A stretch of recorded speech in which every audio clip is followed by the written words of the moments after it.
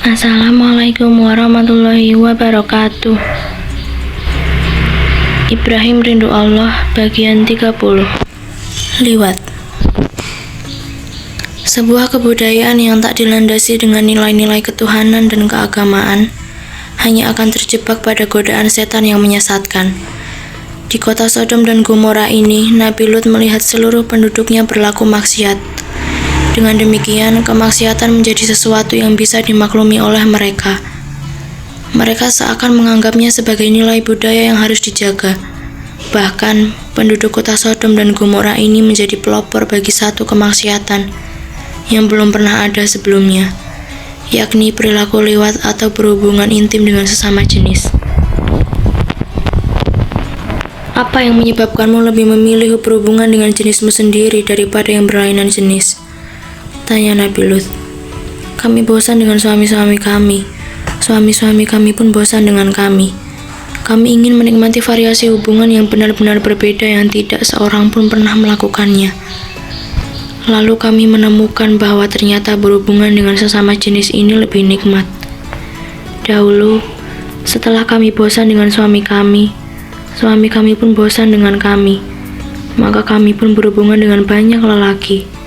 Kami berganti-ganti pasangan menurut kesukaan kami, namun kami tetap belum merasakan kepuasan. Kata kaum wanita bangsa Sodom membuka aib kemaksiatan terbesarnya. Apa yang kalian lakukan ini sungguh melampaui batas.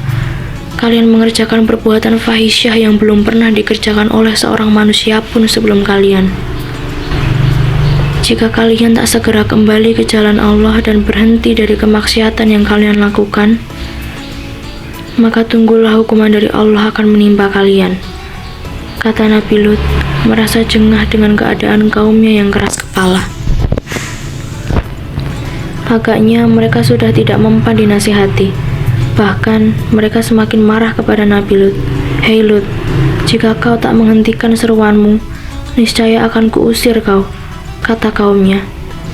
Nabi Lut sama sekali tak gentar dengan tantangan itu.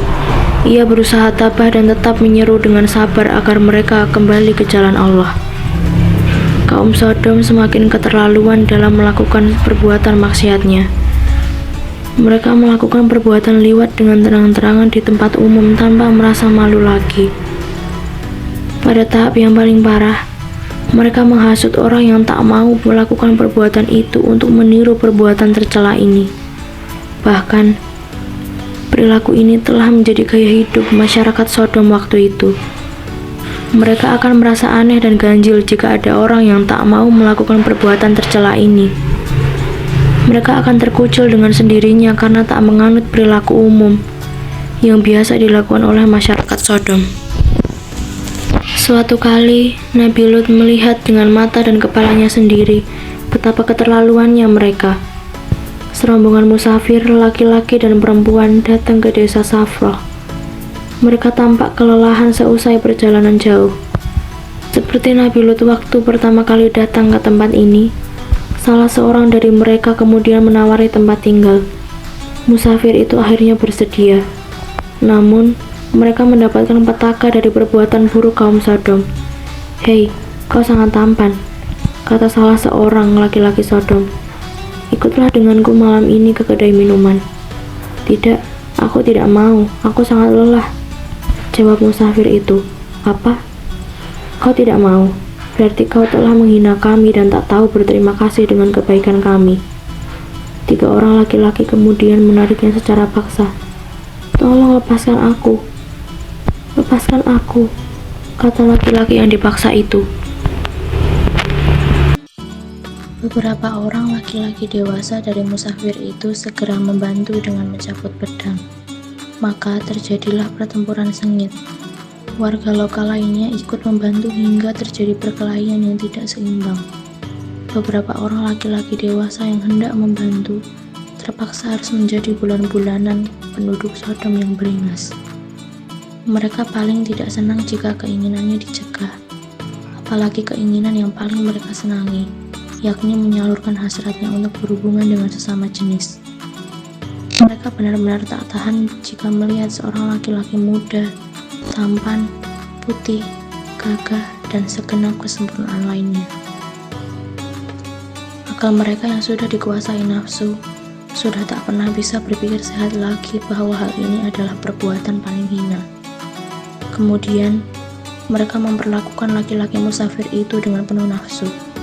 Mereka mengaraknya dengan bertelanjang dada dengan jerit dan lengking penuh birahi. Kemudian, mereka mengikatnya di tiang kayu, dan siapapun boleh menjamahnya sesuka hati. Bisa dibayangkan betapa kejinya perbuatan yang mereka lakukan. Laki-laki tampan itu menjadi korban kepinalan kaum laki-laki Sodom yang haus seks. Walaupun para perempuan musafir merasa bersedih karena suami-suami mereka menjadi korban kepinalan laki-laki Sodom. Mereka menangis dan berurai air mata. Maka datanglah kaum wanita penduduk lokal berusaha untuk menghibur. Apakah benar niatnya benar-benar menghibur? Ternyata tidak. Kaum wanita masyarakat Sodom ini sama sakitnya dengan kaum laki-lakinya. Mereka berpura-pura menjadi penolong untuk menjadi penampung keluh kesahnya. Sudahlah, tak usah kau ingat-ingat suamimu. Toh kau masih muda dan bisa mencari gantinya yang lain, kata wanita Sodom menghibur. Tapi, aku sangat mencintai suamiku. Tak ada yang bisa menggantikannya. Pasti ada. Aku yakin kau dapat mencari penggantinya. Siapa yang mau denganku? Banyak. Tak hanya laki-laki. Sesama wanita pun pasti ada yang mau denganmu, kata perempuan Sodom ini sambil mengelus-elus rambut wanita musafir dan mendekapnya dengan dalih untuk memberikan kenyamanan. Nabi Lut telah melihat sendiri perilaku bengis mereka. Ia mencoba untuk berdakwah lagi kepada kaumnya agar menghentikan perilaku mereka yang semakin terkutuk. Kaumku, kalian telah terbujuk oleh godaan setan. Kalian melakukan sesuatu yang lebih hina daripada binatang. Jika kalian tak segera menghentikannya, maka kalian akan mendapatkan hukuman dari Allah. Ancam Nabi Lut. Hei Lut, coba saja kau datangkan hukuman dari Allah kepada kami jika kau memang utusan Allah. Namun, jika kau tidak bisa, maka kami tak segan-segan akan mengusirmu. Kaumku, mengapa kalian meminta untuk disegerakan azab Allah? Padahal azab Allah sangatlah dahsyat. Mengapa kalian tidak meninggalkan perbuatan kalian dan segera bertaubat? Sudahlah Lot, percuma kau menasihati kami jika kau belum menurunkan yang konon dari Tuhanmu itu. Kami tidak akan percaya. Nabi Lut tak habis mengerti mengapa kaumnya sama sekali tak takut dengan azab dari Allah. Apakah mereka tak pernah mendengar cerita dahsyatnya banjir Nuh yang menyebabkan bumi tenggelam hingga sepertiganya lebih? Demikian pula dengan azab yang diterima oleh Raja Namrud beserta rakyatnya yang diserang nyamuk dan mati mengenaskan. Kini, kaum Sodom ini juga menantang untuk didatangkan azab dari Allah. Nabi Lut sebenarnya merasa kasihan dengan kaumnya ini. Bukankah sangat mudah bagi Allah untuk melenyapkan mereka dalam sekejap? Akan tetapi, karena mereka tidak percaya dengan keberadaan Allah, mereka berani menantangnya seperti membabi buta. Akan tetapi, karena mereka tidak percaya dengan keberadaan Allah, mereka berani menantangnya dengan membabi buta. Baiklah kalau kalian memang menginginkan azab itu. Aku pun sama-sama menunggu bilakah azab Allah itu akan tiba, kata Nabi Lut.